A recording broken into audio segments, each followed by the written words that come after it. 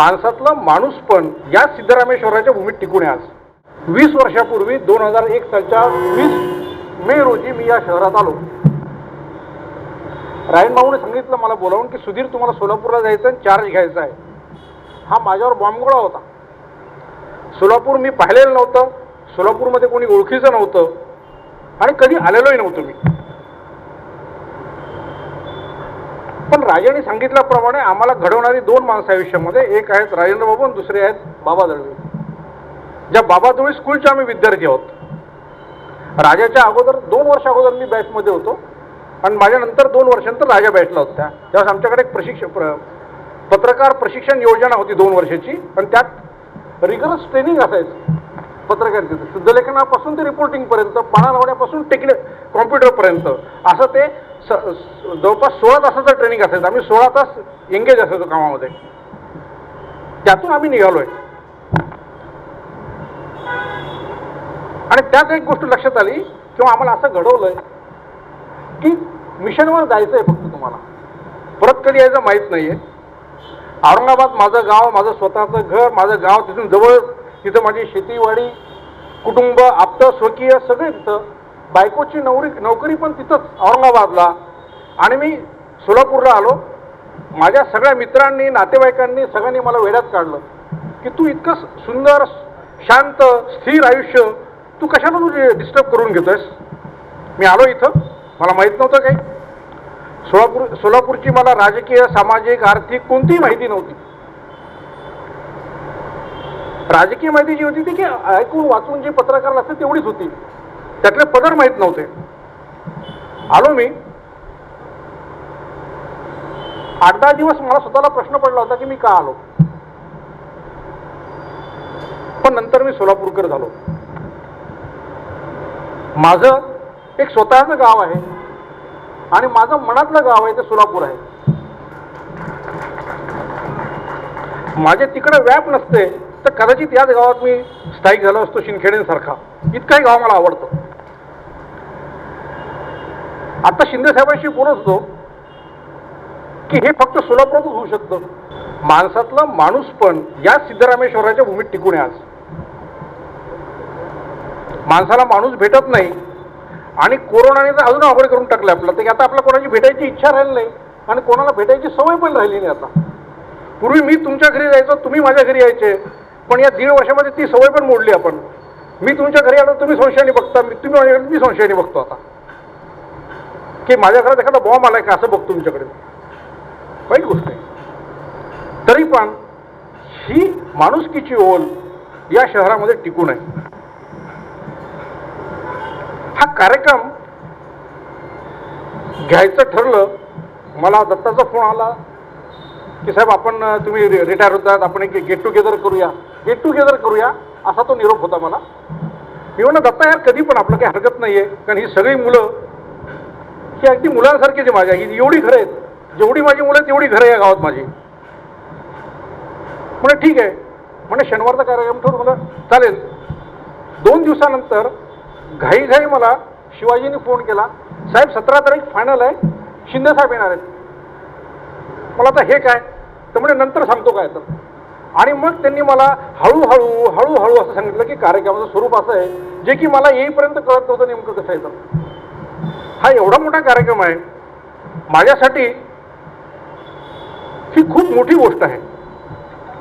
ज्या शहरातून मी आलोय त्या शहरामध्ये हे सापडत नाही, हे पाहायला मिळत नाही की एखाद्या कार्यक्रमासाठी लोक येतात आणि थांबतात। तुमच्या गावात मी नोकरीसाठी आलो होतो, 7-8 वर्ष नोकरी केली आणि निघून गेलो, पण जाताना मी तुमचं गाव घेऊन गेलोय। ते गाव नाही सोडलं मी, ते मी माझ्या सोबत घेऊन गेलोय। ते इतकं प्रिय आहे की माझ्या कुटुंबामध्ये सगळ्यांना सोलापूर प्रिय आहे, इतकं प्रिय आहे ते। या 12-13 वर्षांमध्ये असं कधी घडलं नाही की आम्ही 1-1.5 वर्षात सोलापूरला आलो नाही आणि आमच्या इथं काहीही काम नसतं तरी आम्ही येतो।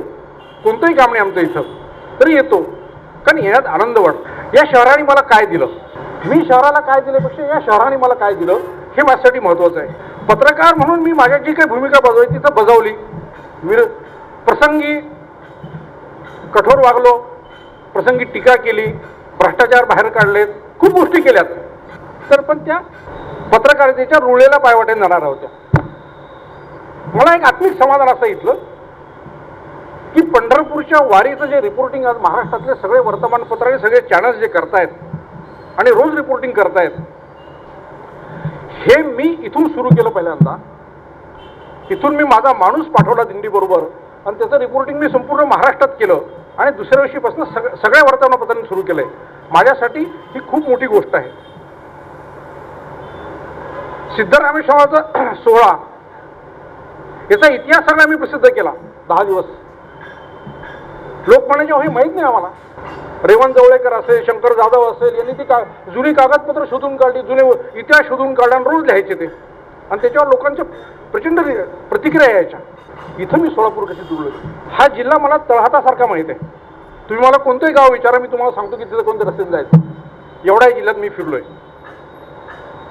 या जिल्ह्यातले लोक विसरत नाही आहेत. याचं मला एक प्रचिती 1-2 वर्षापूर्वी आली.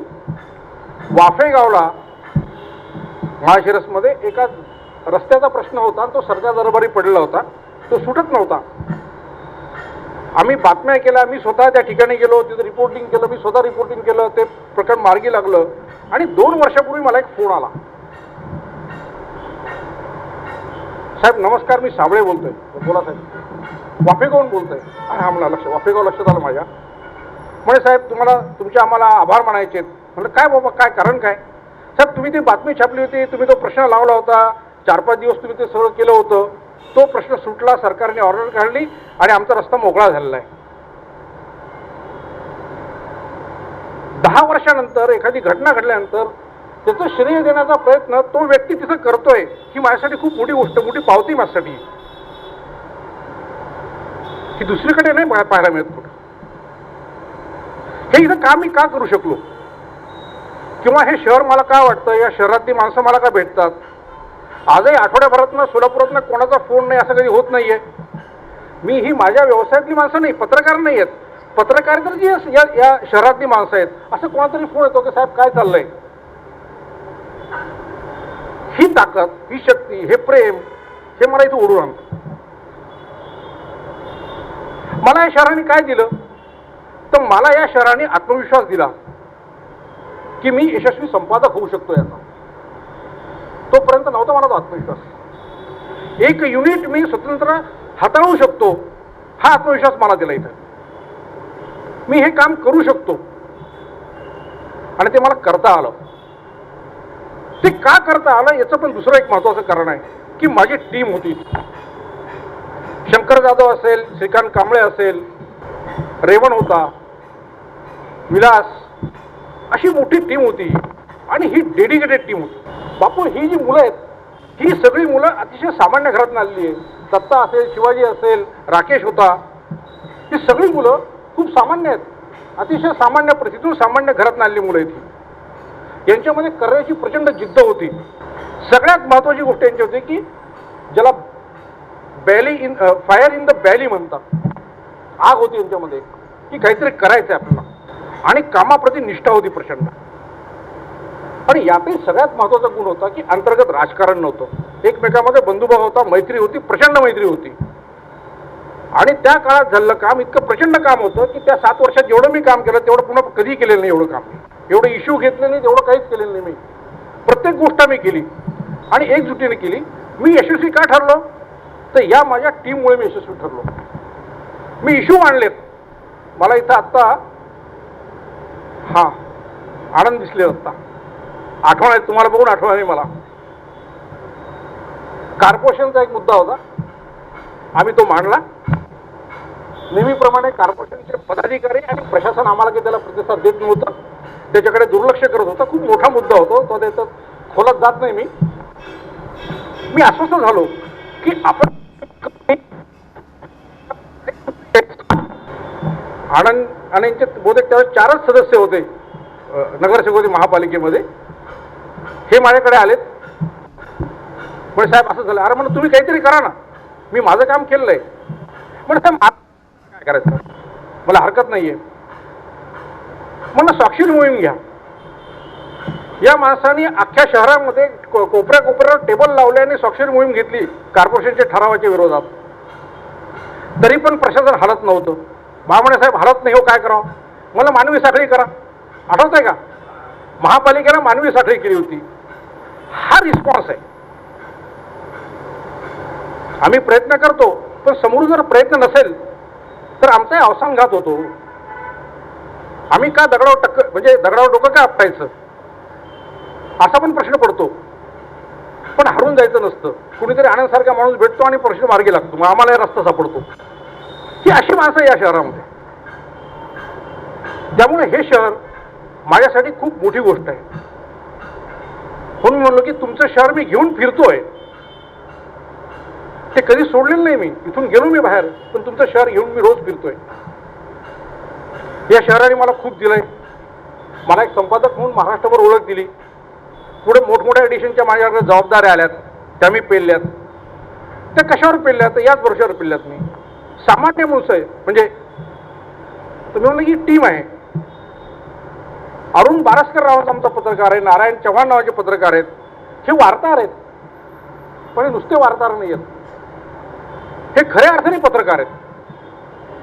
त्यांचं काम करून, त्यांचं कुटुंबाकडे बघून त्यांनी जो वेळ या पत्रकारितेत दिला आहे तो खूप मोठा आहे. त्यांचं डेडिकेशन खूप मोठं आहे. पद्माकर कुलकर्णी सारखी माणसं असतील की जे कायम संपर्कात आहेत. कटकदोण सारखी माणसं असतील की ते कायम संपर्कात आहेत. काय त्याची बातमी मला छापायची नाही, काहीच करायचं नाही. मी इथून निघून गेलोय. इथून गेल्यानंतर कोणी संपर्क ठेवत नसतं, खुर्चीहून बाजूला झाले कोणी विचारत नसतं. ही जनरीत आहे.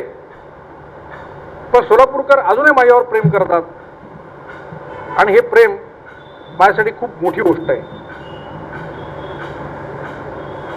मी थोडं आता विषयांतर करतो 2 मिनिटांसाठी. आणि ते 2 ज्येष्ठ नेते इथं बसले म्हणून मला त्या विषयाकडे जावंसं वाटतंय. वर्तमान परिस्थितीविषयी मी खूप आश्वस्त नाहीये. मी राजकारणाशी बोलत नाहीये. फार काही आपलं भवितव्य उज्ज्वल वगैरे आहे अशा भ्रमात आपण आहोत. आणि मला ही गोष्ट खूप भीतीदायक वाटते एक पत्रकार म्हणून. मला व्यक्त होता येत नाहीत. मला व्यक्त व्हायचं असेल तर माझ्या मनात संशय निर्माण होतो की मी हे लिहिलं तर याची रिॲक्शन काय असेल, कोणता गट काय रिॲक्ट होईल, याचा मला लिहिण्यापूर्वी विचार करावा लागतो की हे वाक्य, हा शब्द मी लिहू की नको. इतका समाज हा अतिसंवेदनशील झालेला आहे.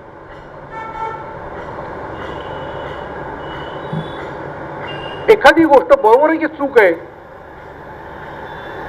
याचा विचार न करता समाज भावनेच्या लाटेवर वाहत जातो आणि तसा तो रिॲक्ट होतोय. हे आता वारंवार दिसतंय. समाज म्हणून असणारी एक संगता सुद्धा ती नाहीये.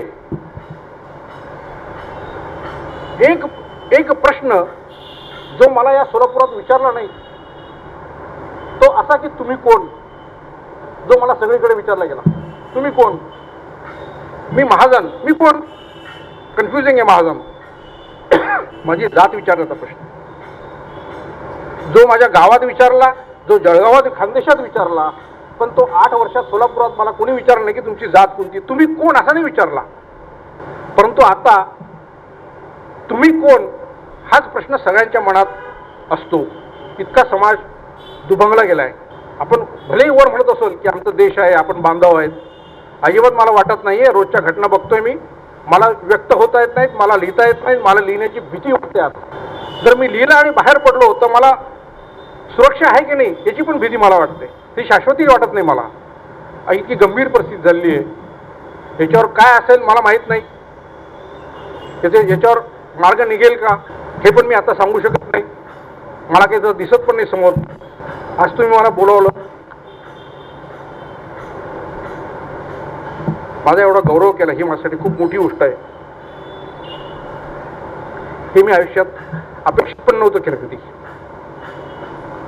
मी आज तुमच्या आभार मानणार नाही, तुमच्या ऋणात राहील. धन्यवाद.